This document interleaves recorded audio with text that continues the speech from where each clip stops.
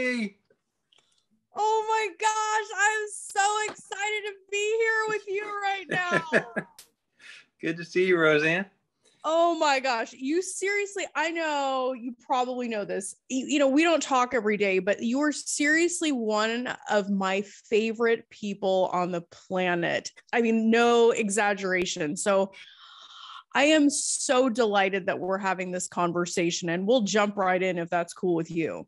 That's fine. Is this blurry background weird to have, or is it fine? No, it's awesome. It's Okay. like it makes you the man of mystery. Mystery, yes. Yeah, mysterious Ben. Well, so we'll just, like I was saying, we'll just jump right in, Ben, because you are one of the most calm, level-headed people that I know. When I was thinking about having a really deep conversation about fear and the role that sustained fear or the effects that sustained fear can have on our lives, like you're the first person I thought of. And so, I really want to dig into this with you. So let's start by just, there's some utility to fear. Right. But there is a point when that starts to interfere with the way we live our lives. And you're a therapist, you see this every freaking day. Let's start there, if that sounds good to you. Sure. Yeah, I mean, exactly. There's a utility to fear. We wouldn't be able to maintain our human safety and existence without some just basic instinctive fear. All animals have healthy fear. It's a survival mechanism, right? But it's also the biggest cause of suffering on the planet. Yeah. I mean, so let's talk about that, because this suffering, I mean, we see some of it now. Like we've been in unprecedented times, going on 2 years now. Yeah. And I don't remember a time in my life where I was ever like, I'm not personally afraid, but that I have felt like this overwhelming sense of dread kind of around me. Oh, yeah. We could talk for so long on this subject, couldn't we? When this whole thing started, I was optimistic. I was idealistic.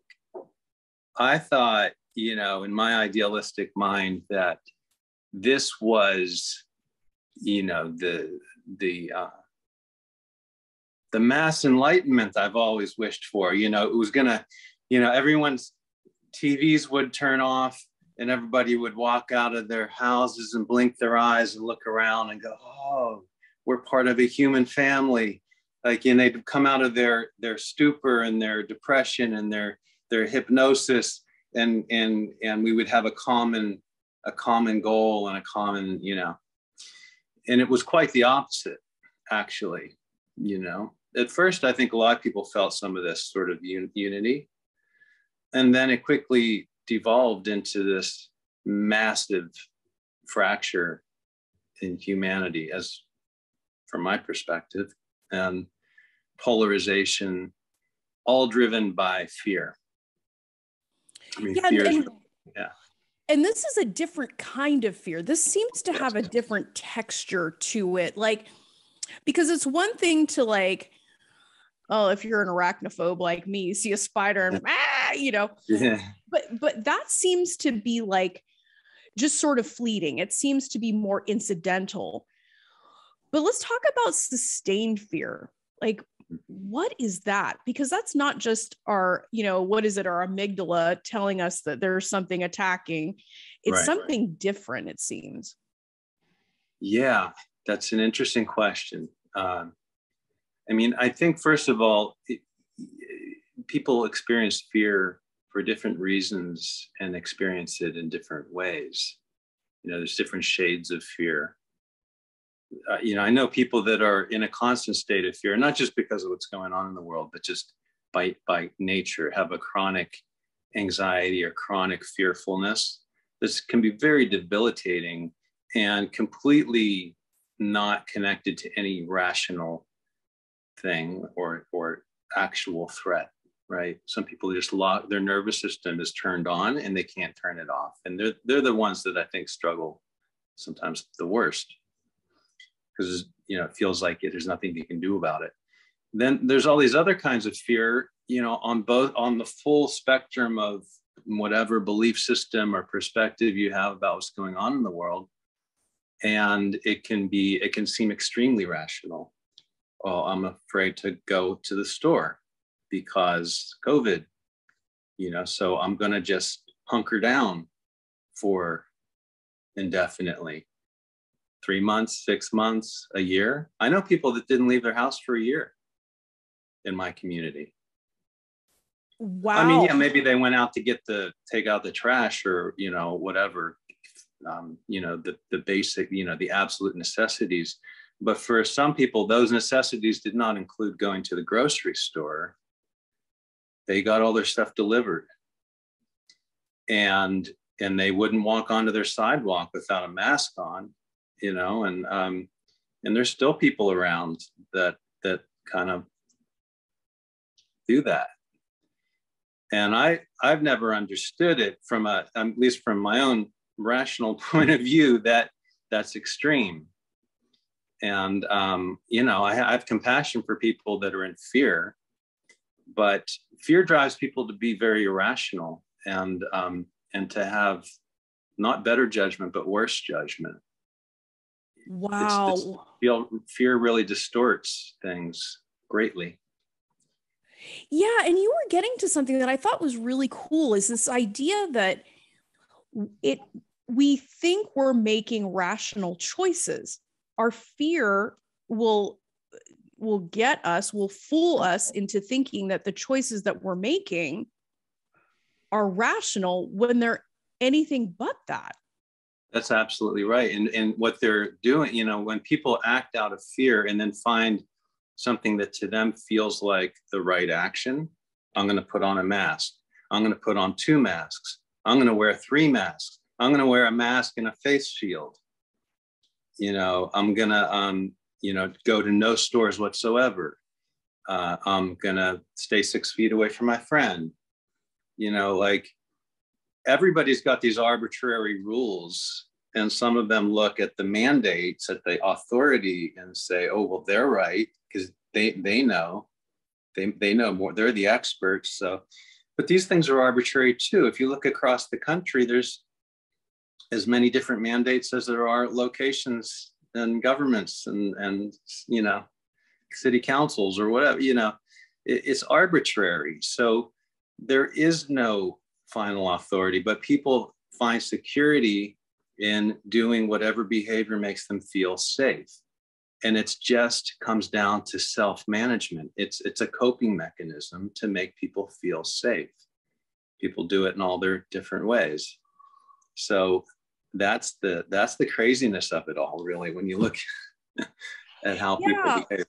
Well, I think that this kind of sustained fear, this doesn't just apply to what's going on in the world. I mean, I see this happen, at least, you know, with the women that I serve as well, is that we get into this such an intense, sustained fear that we're not going to get what we want, or that there's something wrong with us that we have no idea what it is, but there's bound to be something, that we start to get engaged in this cascade of fear-based choices that actually take us farther and farther from where we want to be.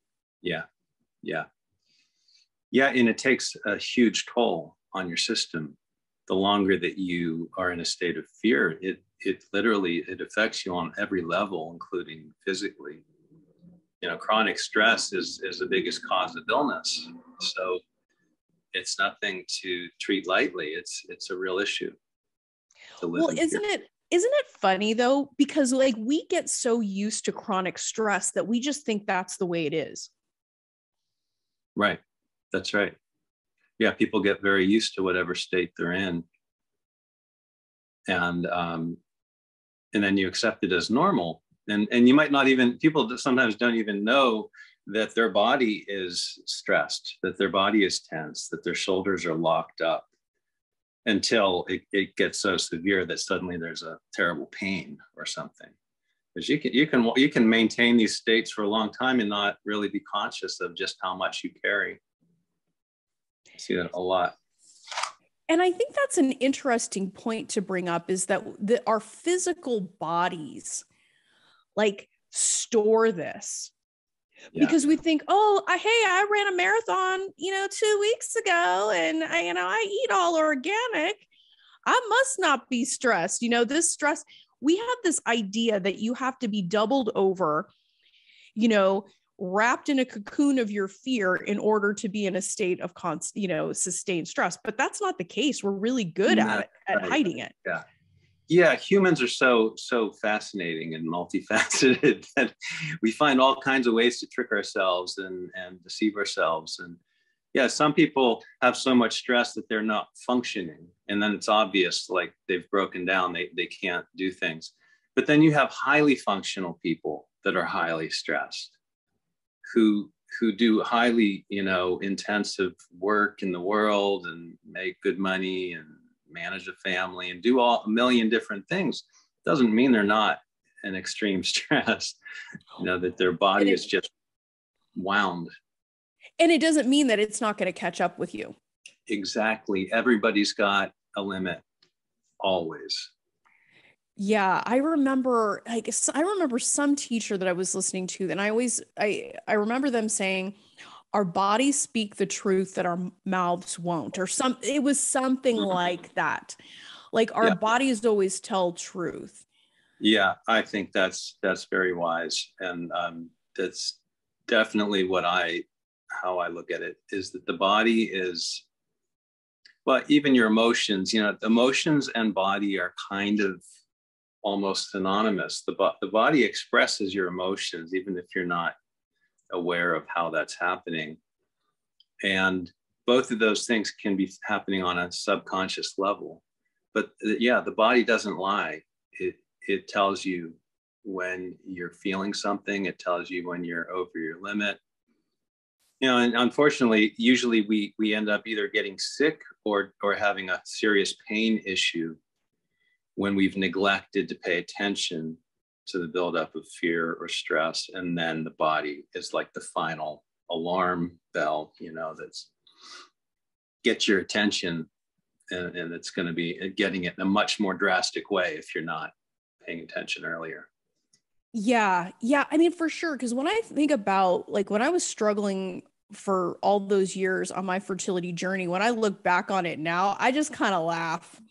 I mean, I'm like, of course I wasn't getting pregnant. There was no room in my life for a baby. My life was completely out of, I mean, I don't know if there's any real thing called balance. I think for everyone, it's a little different.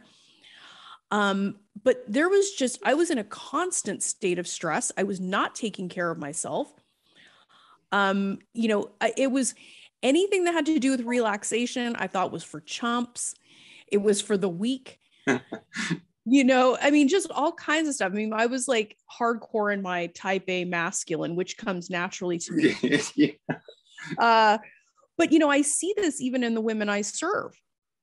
Uh-huh. Your body at some point is going to say, Yeah. Right. I can barely keep you alive, much less, growing a baby. Like I'm maxed out. Yeah. Yeah. And I see the same. It's in that realm. It's often the super achievers that fall into this category.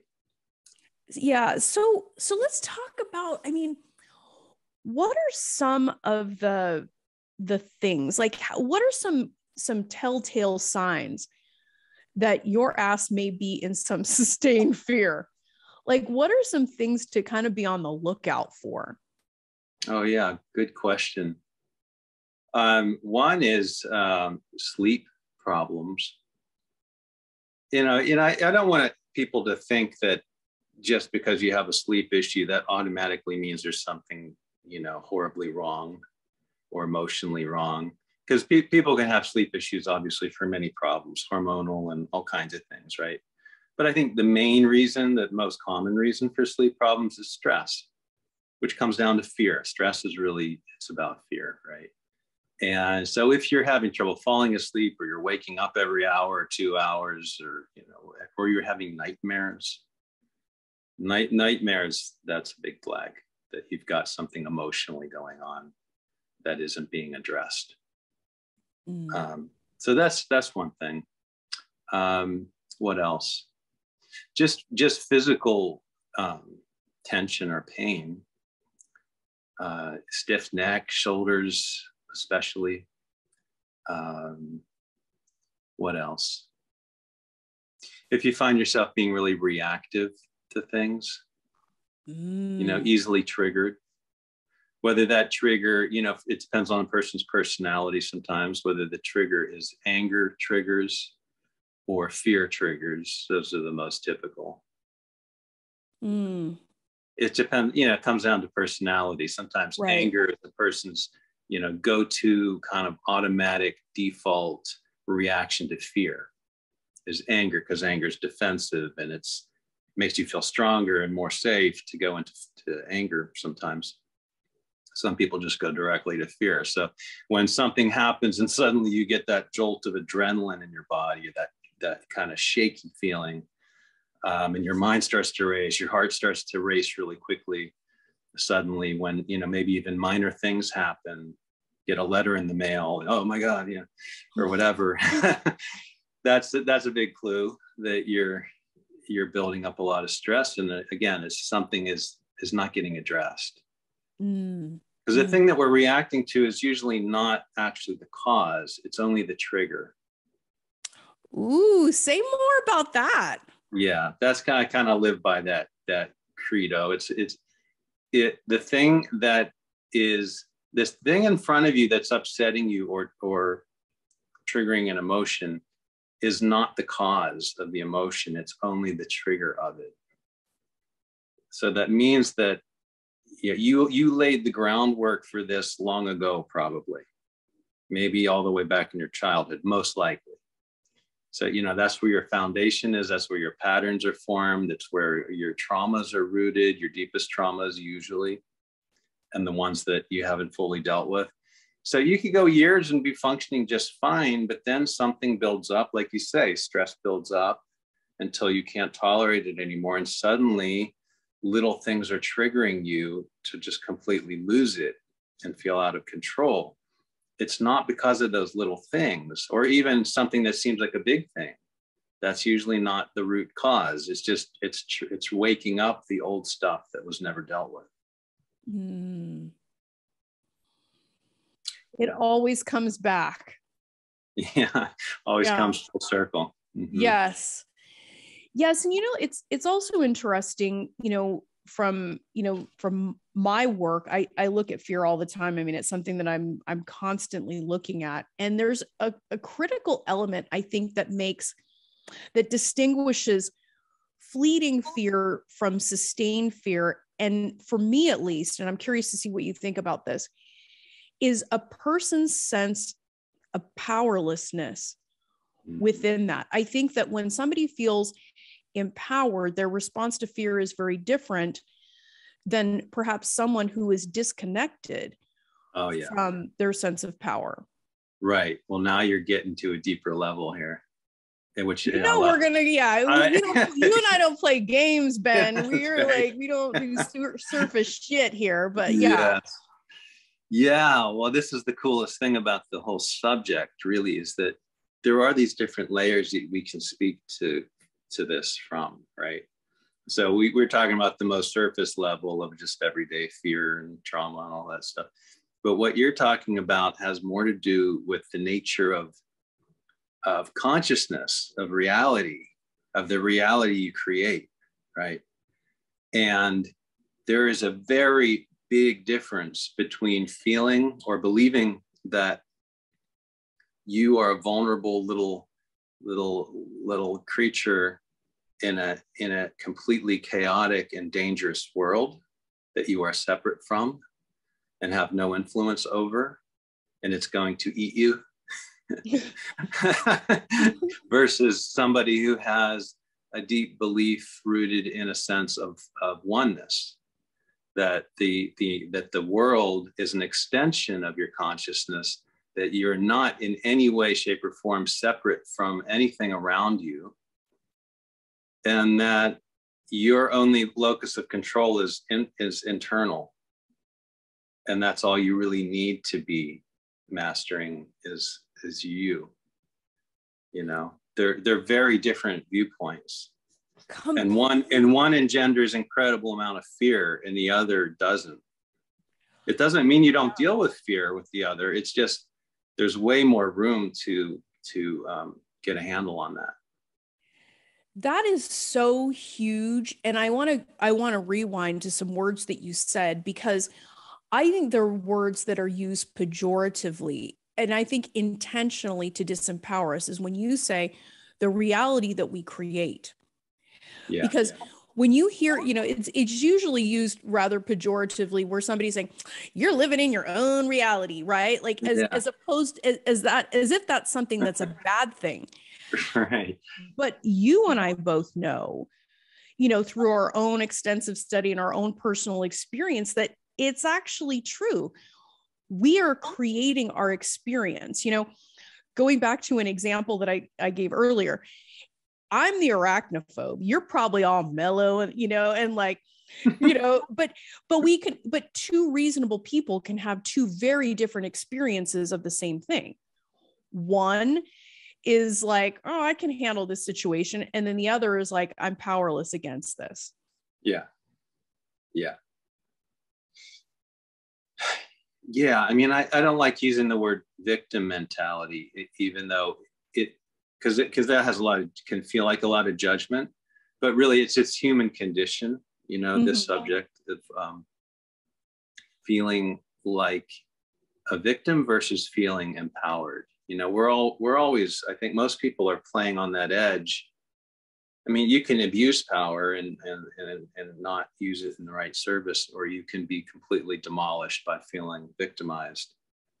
And, you know, real empowerment is somewhere kind of like in the place in between. And I don't know. What do you think about that? Yeah, I mean, I agree with you. I agree with you that we're kind of, it's a constant area of growth for all of us. Yeah. Because I think the natural inclination is to like stop and freak out for a second. Like, what do I make of this? Right? Like, this is something new. And there's tons of uncertainty. Not only is there uncertainty in the world right now, but I think there is just part of also the human condition that we have uncertainty in our daily lives. Right.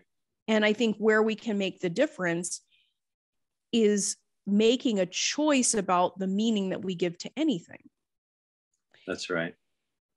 And to be able to say, hey, okay, I don't know what's happening here. I know that I can think, and I know I can make choices. So I don't have to react. I can respond to something, and let me just take this in for a second. I think that's a very different response than someone that immediately reacts and like, is in fear. Definitely. Yeah, I think that's a really good point, is that reactivity is never gonna serve you in the best way. And you know, being in a place of I don't know is actually a much more honest and powerful place to be, even though, you know, we resist that because we think, oh, well, if I don't know, that means I'm vulnerable. You know, something's going to happen to me. I need to know something. I need to know. I need the security of knowing. And the truth is, we don't know shit. We don't know anything. You know, even I don't care how much of an expert a person is. You might be an expert in your particular science or your realm or whatever, but even that, you know, in the grand scheme of things, what do we really know? I mean, we're just this little speck of dust, not even a speck of dust floating in an endless universe. You know, we don't know. Yeah, well, I mean, and I think that that's actually it's strangely comforting. I find it to be. Yeah, because then you don't have to have all the answers. And exactly.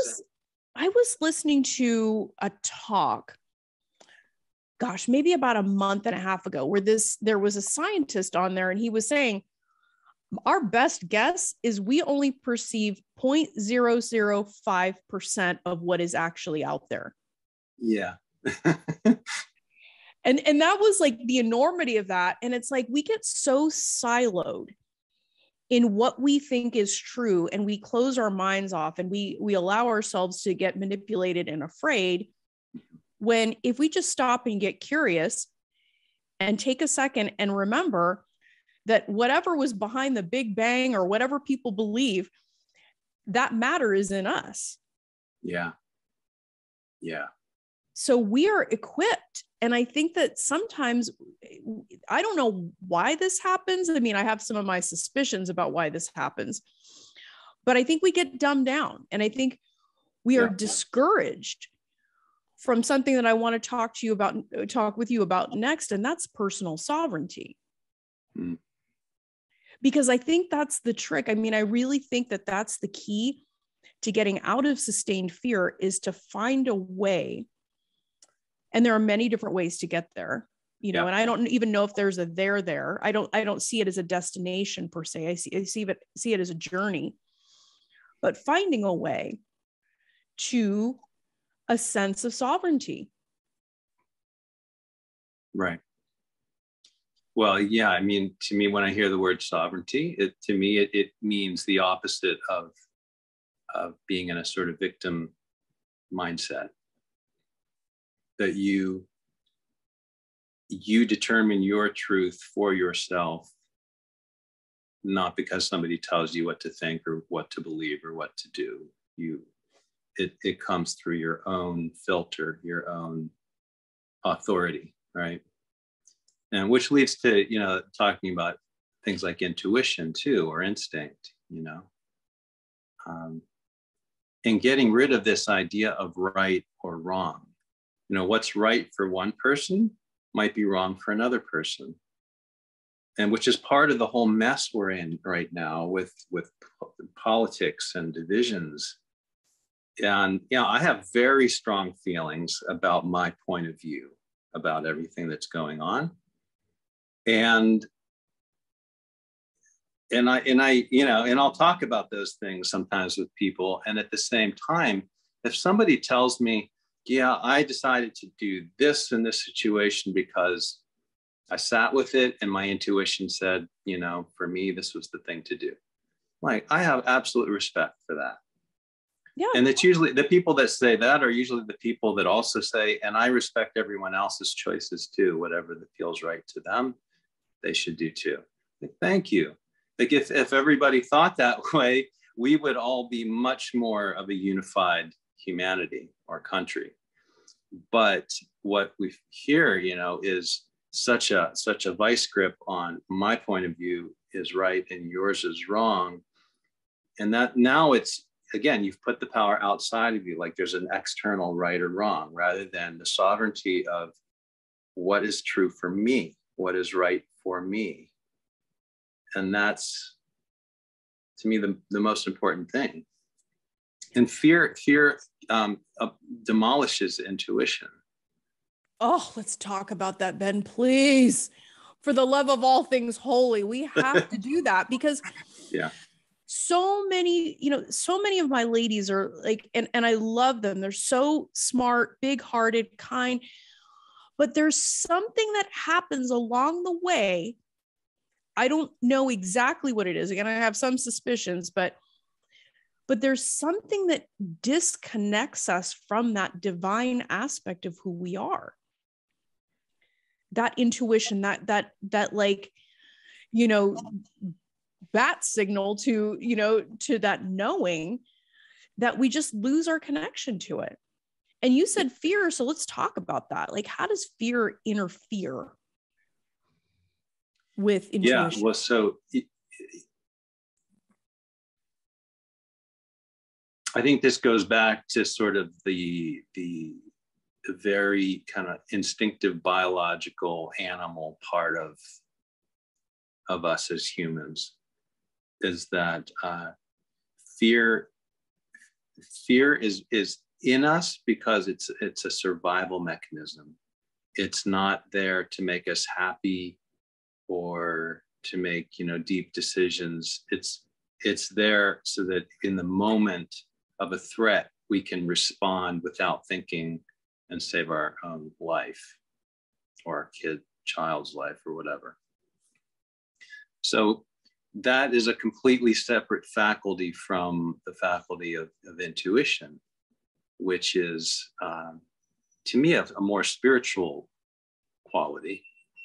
And if you master fear, your intuition can serve in the same purpose as fear does without creating the debilitating feelings of fear. You might still have a sense of fearfulness, but it won't overtake you. It won't take over your nervous system. And that's the thing, is that in a fight or flight state, everything else goes into the background. It hijacks your whole system. If you look at like a deer being threatened, it has both. It has primal fear and intuition. But the benefit that animals have is that when they go into a trauma experience, get attacked or,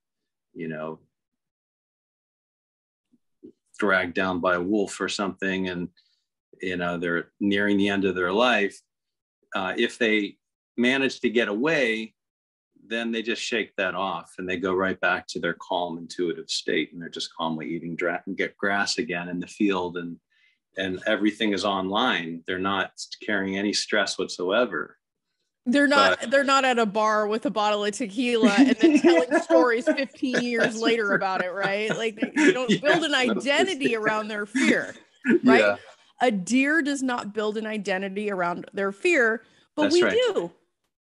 Yeah, we build an identity around it, and we also do a terrible job at releasing trauma from our system. And that stuff is stored in our nervous system. We hear the phrase more now, the body keeps a score, which is the title of a wonderful book on trauma. It's absolutely true. Everything that happens traumatically to us is recorded in the body, not necessarily in your conscious mind, but in your body, in your nervous system. And that's energy that can be released through different methods, but we usually don't do that. And what interferes the most with it is our human mind, what we sometimes call secondary consciousness. Like primary consciousness is it's what animals do naturally. There's no interference by a thinking mind. If an animal gets attacked and it gets away, it's going to shake violently and it's going to look weird, but it's not going to go, oh, everyone's going to make fun of me if I start shaking right now. I got to hold it together. There's no deer shame. Like the deer's not in shame. Yeah. But we lock it down and we prevent that discharge. We prevent that kind of getting back into balance that would happen naturally. Our bodies are designed to do that. And so, when we're going through a reaction to something and we start, maybe you might relate to this, you start to tremble, or you get a quiver in your gut, or a shiver feeling or something. That is your body trying to do what it's designed to do, to release something. But we're afraid, oh my God, I'm having a panic attack.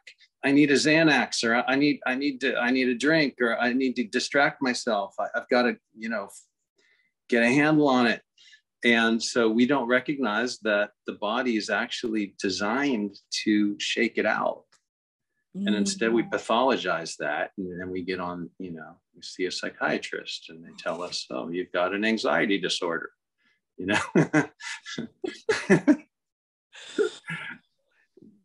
it's fascinating to me how, and I think your point is well taken, that fear can be something that is fleeting, that comes and goes. It has the utility, but in a lot of us, we just make it a way of life.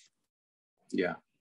Like if we're not careful and we don't take a step back and think to ourselves and think for ourselves, to be able to take a step back and say, hey, is this something I really need to be afraid of? Right. Like that is a level of consciousness, like to be able to step out of your own story and be able to say, wait a second, is there any merit to this? Like even that little question of, is this true? Or is this even something I care to give attention to? Right. Like that could make all the difference in the world, but we're not taught to do that. That's right. And again, I think a lot of times just because of giving authority to something outside of us. It could be watching the news. It could be what your doctor tells you, and this is no disrespect to doctors. We go to doctors for a reason and we want their expertise. But anyone in a position of authority that tells you something about yourself or what to be afraid of has an incredible amount of power over your well-being. Because fear is toxic. That kind of fear is toxic. And even like something like a diagnosis, oh, you have this condition and you have a 70% chance of dying from, whatever. That is putting a toxic fear into your system, into your mind. And it has a very real effect. It's programming. Absolutely. Absolutely. I mean, I've seen women who hear just once in passing 10 years prior that they better hurry up and try to have a baby because it's harder in your 40s. Who said? Yeah. Like, and who said, and they don't, I'm not sure if there are any studies out there about women who conceive naturally in their 40s, but maybe there isn't because there's no money to make off of it. Yeah. Right. Right. And I believe there's other cultures where the median age is very different, where people are, I've heard of some indigenous cultures where they're having babies into their 60s. See that I would not even, that would not even surprise me, because there was a conversation I had with Dr. Christian Northrup, gosh, way back when I did a podcast with her. And she's like, nobody was telling these women in the Irish Catholic hospital I was doing my residency. Nobody was telling women at 45, 46, 47 and older that they were too old. They just came in and had babies. Yeah. They didn't have that mind virus. Yeah. Yeah. Mind virus. But that's, I think the power, and I love this conversation that we're having, because what goes on in our mind can be a virus. If we don't take responsibility and, and exercise some personal sovereignty over what we think and believe, then we'll fall for anything. That's right. And sometimes it might feel like you're putting your head in the sand or being in denial when you don't listen to the scary stuff. But that doesn't mean it is. If you're conscious, denial is an unconscious process. Oh, denial would be, you tell me the sky is blue and I'm like, no, it's not. It's green, or whatever, like my perception does not agree with yours. And even if it's something very logically and I'm wrong, denial says nope, but we don't, it's not a conscious thing we do. It's an unconscious defense mechanism. But if you consciously say, I am not watching TV anymore because that stuff is just toxic. It's just fear porn. I'm not going to turn it on. I'm going to take a month away from it. And I'm not going to read the news either for a month. I'm just going to take a hike every morning and I'm going to meditate. Like, that is not denial. That is self-preservation. That will restore it'll restore your sense of, like you say, sovereignty, of connection to what's real in your reality, not out there, not in some other country, not in the mainstream news or whatever you're listening. It's right here. What is my perception of myself, my body, and my world that my senses can perceive around me? That's really all you need to be well. If you did that, most of your problems would probably go away. Dude, we went up to northern Idaho around Christmas time to get a Christmas tree, and there was no cell reception. There was like we were completely off the grid. And I remember thinking that same thing. Like, this is peace. Yeah. Like, totally disconnecting from all of that noise, all of that stuff that's meant to scare us, that is everywhere. Everywhere. And it's almost like, you know, and I think that there's a little bit, it takes a little bit of courage to do this, because probably everyone around you is going to think you're a kook if you refuse to be afraid. Yeah. Yeah. I think that's true. I think that's true. Yeah. Because if you're like, I think to myself of, you know, so many of the women that I work with, I'm like, you get to be the one woman in that waiting room that's smiling. Yeah. Because you know something that they don't. You know that you're going to get yours. You know that this calling is on your heart, and you're going to believe that more than you're going to believe the fear porn. Mm-hmm. And like that. Yeah. They see changes in their lives that they didn't even think were possible. Yeah. Yeah. That's really the final frontier, isn't it? Dealing with fear. Yeah. Well, and I think, you know, there's so much that you have to be willing to be that weirdo in a sense, and just not take it on, because the masses are going to run with it. Right. Is that a real thing? Well, it's compelling. You know, it's entertaining, and we might not think that it is, but it is. There's a reason why we get addicted to listening to scary stuff. Reason why we see scary movies. There's a reason why we watch the news every day, and you know, we have to see what's the next thing. We get kind of addicted to the rush of fear, I think. But like I said before, you know, it's also a security thing. It's kind of both. It's like, oh, I need to know what the threat is so that I can take care of myself. But it's such an illusion. You know, fear is based on that whole thing we talked about of separation. And there's no hope of overcoming fear as long as you feel like I am an isolated little pod in this scary sea of dangers. Mm-hmm. You know, so like going into the wilderness, like you're talking about, it's funny because you would think, you know, in a situation like that, it's maybe you would think it would be scarier because the elements and there's no cell reception and you're isolated. But if you just settle into it, there's peace in it because it's the natural world. We are natural, you know, living beings, and the natural world is our natural home. And that's where we realize that everything is actually okay. Right. Right. Yeah. And I think that there's something to be said for breaking away from that massive fear. You know, like everyone that, you know, sometimes I can't even be around people that want to talk that way. Like I do an about face and run the other direction because I'm like, I've worked too hard to cultivate this that I'm not taking that fear on. But it seems to me that in doing that, you are raising yourself to a level of awareness where you can have something that is, I think, truly coveted, and that's discernment. Yes. Discernment. Yeah. I've got a little sign at home on my altar that says, it's a little angel card that says discernment. It's the one thing on there. Yeah, discernment, we don't talk a lot about, but discernment has to do with, you can't have discernment unless you're grounded, you know, unless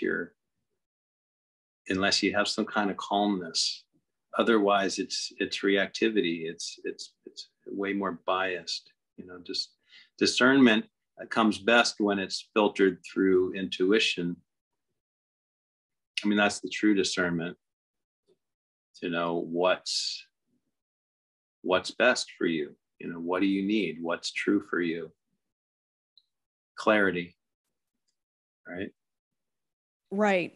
Right. And, and I think making great choices for ourselves, whether, at least for my ladies, whether it's on this journey, in other aspects of their lives, where they put boundaries, the jobs they take on, the food they eat, like every decision, I think ultimately, if we're smart, is going to be one that's made with discernment and trusting ourselves. Because, I think there's just such a wealth of information right here in our hearts and in that physical and spiritual knowing of what's right for us, that I really feel like the only time that we really fuck shit up is when we disconnect from that.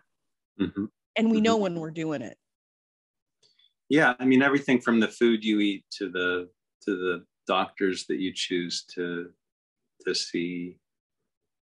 I don't want to harp on doctors because, No. I mean, but I see this all the time, that it can be just a world of difference when someone goes to a doctor that's compassionate and listens and cares and gives you the final authority and respects your choices and all of that as a collaborator, versus the kind of arrogant, egotistical kind of doctor that just tells you what to do and tells you, basically implies or even tells you that you're stupid for choosing to do something or whatever, shaming. It's so damaging.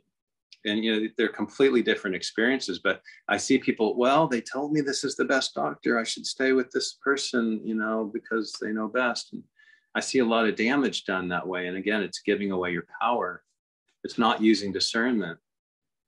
Discernment would say, I really don't feel comfortable with this person. I don't like how I feel when I walk out of this office. And then with someone else, I feel so much better now, walking out of this appointment. Mm-hmm. Like that's good discernment to make the choice of what feels right to you.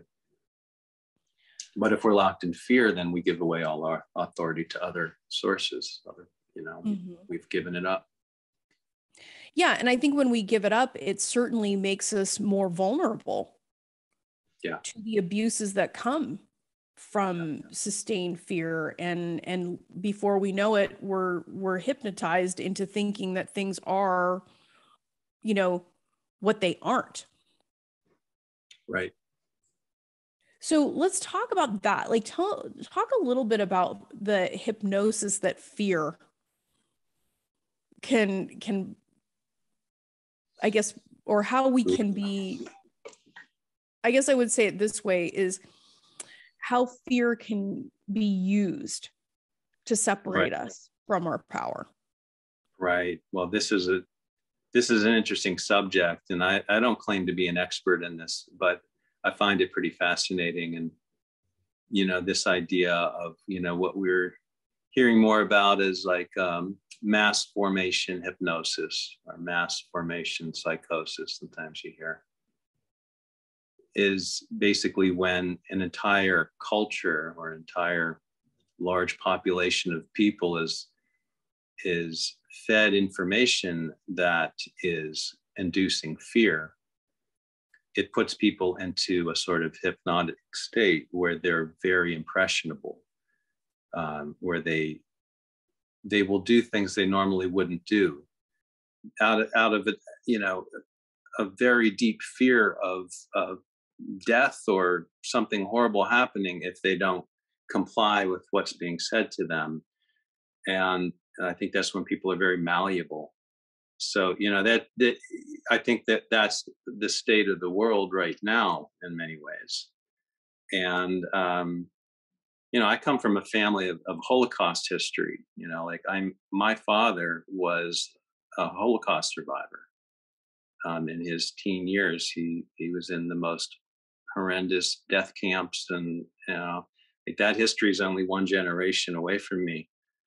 And so I'm very connected to that history and to the power of an entire race of people or entire countries, doing just absolutely atrocious things. And does that mean that everyone in that culture was a sociopath or, was was evil or something? Of course not. How could that possibly be? I mean, yeah, some of the leaders were definitely sociopaths, but then everybody followed because they were, in a sense, hypnotized into going along with this sort of thing. It's very dangerous when an entire population of people is told to believe a certain thing, and that behind it all is fear. You know, I mean, we hear it in the news constantly. This is supposed to be the winter of death. Have you heard that? Oh, I heard that, and I just kind of laughed. I just Yeah, so did I. Well, because one thing that I would say about that is that I've become very suspicious of anything that the first thing that it leads with is fear. Oh yeah, and you definitely should be suspicious when the first thing it leads with is fear. No question. Because you hear it over and over again, and that's where our discernment doesn't come in. It's like, okay, millions are going to die. Well, okay, that didn't happen. You know, now this is going to happen, and then that didn't happen. But we keep believing it anyway. This is going to be the winter of death, and you know, and illness. Yeah, we've got these waves, and we get through them, and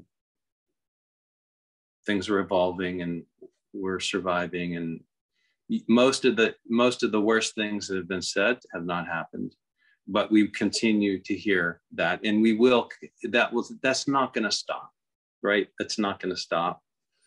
The only thing that can change is you turning it off or focusing on something else to get your power back. And as long as there is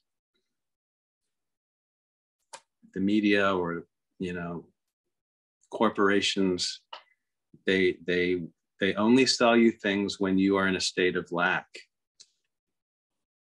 You know, and lack is about fear. I need this because I'm not okay without it. I need this because without it I'm going to die. I need this because without it I'll be unhappy. Well, if you're sovereign, if you are at peace with yourself and your existence, you don't need very much, and you don't need to spend very much. And you don't need to feed into the system, and you know, that IV of fear in your arm, you know, you can take it out, and you don't. Yeah. So fear is the weapon, right?